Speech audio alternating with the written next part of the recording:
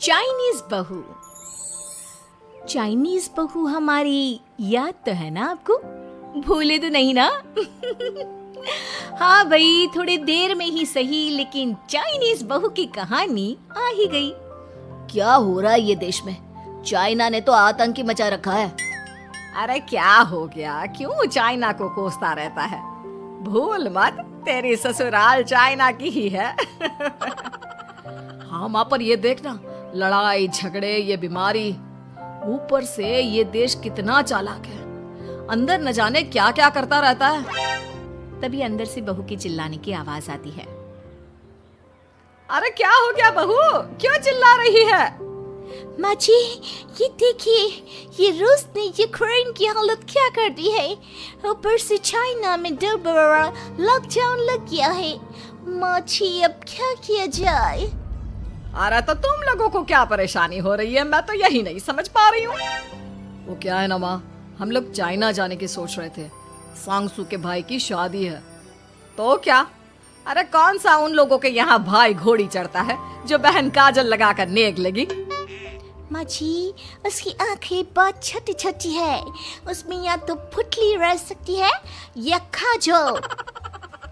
साले की पुतली निकाल कर काजल लगा दो, अंधा कहीं का। क्या क्या बोले तुम मेरे भाई के बारे में? अरे नहीं नहीं बहू, वो तो बोल रहा था कि तुझे नेग मिल जाएगा। हैं, बहन है ना तू उसकी। नहीं नहीं माँ जी, मैं सब समझती, ये मेरे भाई का मजाक बनाते रहते। कितना सीधा है मेरा भाई, बिल्कुल छिपकली जैसा। नहीं नहीं बहू, सीधा गाय जैसा होता है। सही पकड़े हैं माँ जी। हाँ, तो मेरे भाई की शादी है, मैं चाइना जरूर जाऊंगी। तभी एक पड़ोसन आ जाती है। अरे नहीं नहीं बहू, तू कहीं ना जा, हम लोगों का मन कैसे लगेगा तेरे बिना।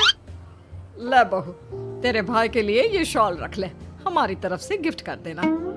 अरे सब कितने अच्छे हैं, मेरी चाइनीज बहू को कितने प्यार से तुम लोगों ने एक्सेप्ट कर लिया। सच में बड़ी भाग्यशाली हूँ मैं। कैसी बात कर रही है? ये तो हम लोगों के देश की एक खूबसूरती है कि हर किसी को दिल से अपना लेते हैं, बस वो भी दिल से हमें अपना समझे। कैसी बात कर रही है आंटी जी? मेरे लिए आप सब सासू माँ जैसी ही हैं। मुझे भारत बहुत अच्छा लगता है, ये सबसे अच्छा देश है, मेरा भारत महान। वैसे भी लड़के की शादी जहाँ होती है वो तो वहीं की हो जाती है ना। जीती रे बहू, सही बोल रही है। औरत तो होती ही पानी की तरह है, जो जहाँ जैसे रखे वैसी ही शेप ले लेती है।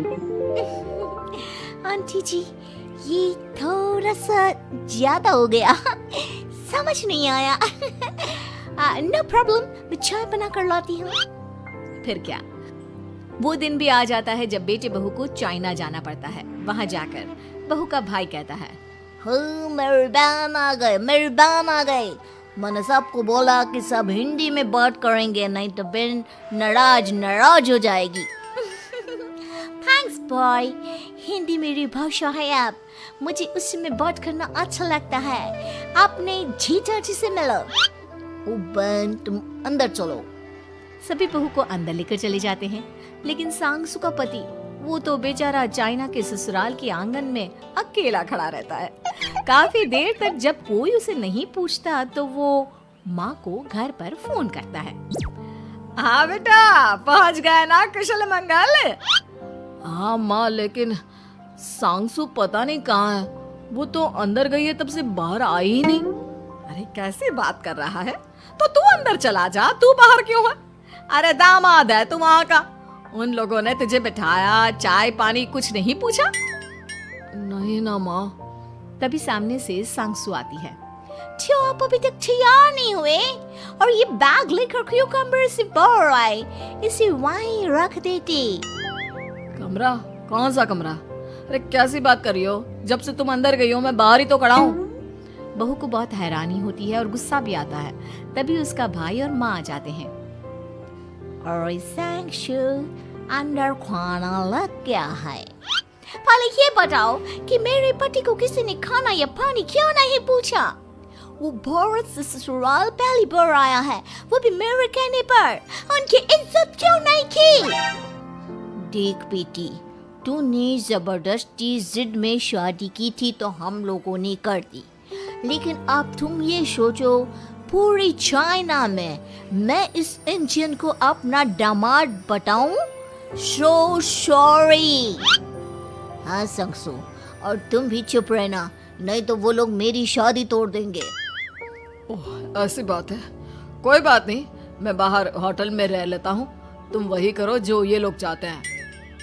कैसी बात कर रहे हो? शादी के बाद पति जैसा भी हो, जो भी हो, पति होता है। वैसे भी तुम्हारे पूरे परिवार ने, सबने बिना सोचे मेरा साथ दिया, मुझे एक्सेप्ट किया, प्यार किया। मैं अपने देश में आपको अकेला कैसे छोड़ सकती हूँ? ये हिंदी फिल्म का ड्रामा बंद करो, मैं अभी अब बर्दाश्त नहीं करूँगी। चुपचाप अंदर चलो, नहीं तो ये शादी वादी यहीं खत्म करके इसे अकेले ही इंडिया जाना पड़ेगा। कैसी बात कर रही हो माँ? ये मेरे पति हैं। है नहीं था, हम लोगों ने यहाँ वकील को बुला लिया है, जिसके बाद अब तेरा तलाक करा के हम यहाँ के चाइनीज लड़के से तेरी शादी करा देंगे। अरे कैसी बात कर रहे हो? हम तो यहाँ तुम्हारी शादी के लिए आए थे। नहीं नहीं, मैं सांगसू के बिना नहीं रह सकता हूँ। हाई वोल्टेज ड्रामा होने के बाद से ही सारा माहौल खराब हो जाता है कि तभी एक लड़की आती है। मैंने सारा इंतजाम कर दिया है, सांगसू की शादी का मंडप परसों लग जाएगा। तब तक इसके पति को कमरे में बंद कर देते हैं। सभी सांगसू के पति का हाथ बांधकर उसे कमरे में बंद कर देते हैं। ये क्या कानूनी है? आप लोग मेरे पति के साथ ऐसा नहीं कर सकते हैं। मैं किसी से शादी नहीं करूंगी, ये साफ बात है। पहले मैं अपनी शादी करूं, फिर तेरी भी शादी करवा दूंगा। सब कुछ तय हो जाता है, भाई की शादी हो जाती है। फिर वो दिन भी आ जाता है जब सांगसू की शादी वो लोग जबरदस्ती करने के लिए उसे मंडप पर ले जाते हैं। ऐसा मत करो, ये मेरी बीवी है। मैं किसी से शादी नहीं करूंगी। कैसे नहीं करेगी शादी? शादी तो तेरा बाप भी करेगा। हो, मैं करूंगा शादी। प्लीज कोई मेरी शादी किसी अच्छा औरत से करवा दे। चुप, बिल्कुल चुप। फिर माँ सांगसू और उसके पति से कहती है, तुम लोगों का बच्चा मेरी कैद में है। अगर तुम लोगों ने कोई भी होशियारी की तो मैं इस बच्चे को मार दूंगी। दोनों माँ का रूप देखकर हैरान हो जाते हैं। बच्चे की खातिर दोनों शांत हो जाते हैं और शादी की रस्में शुरू हो जाती है कि तभी सांगसू की सास पुलिस के साथ आ जाती है। माँ, सरसू माँ आ गई, मेरी माँ आ गई। माँ प्लीज हम लोगों को बचाकर वापस ले चलो। पुलिस सभी को गिरफ्तार कर लेती है। बेटी के बच्चे को मारने की धमकी तो कोई चुड़ैल ही दे सकती है। अरे तो ये चुड़ैल ही तो है। ये सही बोल रहे हैं, ये औरत किसी चुड़ैल से कम नहीं है। तभी उन लोगों का बच्चा भी आकर सांगसू के गले लग जाता है। माँ, तू सही समय पर आ गई, लेकिन तुझे कैसे पता चला कि यहाँ ये सब हो रहा है? बेटा, ये चाइनीज लोग ना होते ही धोखेबाज हैं। इन लोगों पर मुझे भरोसा नहीं था, इसलिए मैंने तेरे फोन को हमेशा के लिए मेरे फोन से अटैच कर दिया था, जिससे तेरे आसपास होने वाली सारी बात मैं सुनती रहूं। उस दिन भी मेरी तेरी बात हो रही थी तो तेरा फोन ऑन था, मैं सब समझ गई थी। मुझे माफ कर दो। नहीं, बिल्कुल नहीं। चलिए माँ जी, इंडिया वापस चलते हैं। आज के बाद मैं यहाँ कभी नहीं आऊंगी।